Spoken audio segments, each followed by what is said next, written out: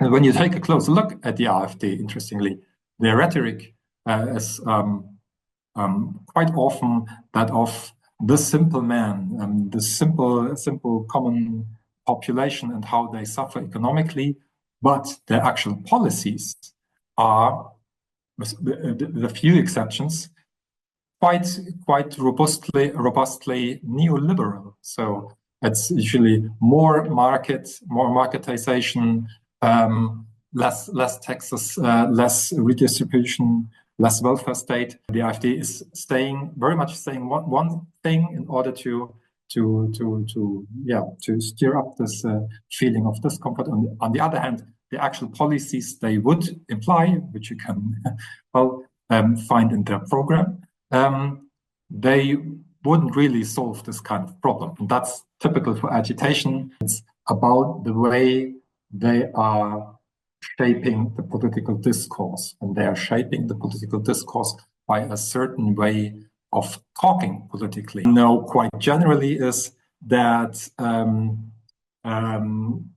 more and more people are attracted to right-wing or historically to fascist political parties, not when they are really poor or so, or it's economically devastating, but when there's the fear of moving down, and there's the fear of losing something. If there's a certain precariousness, a certain uncertainty about the future, and fear that there will be a decline, that motivates people to vote right-wing. The AfD is specifically targeting this kinds of fears. And usually it can substitute the topic with kind of anything else. So it can be any kind, for the AfD, any kind of so-called migration crisis or refugee crisis or so on. But it can also be war and peace, and it can also be job insecurity or costly measures to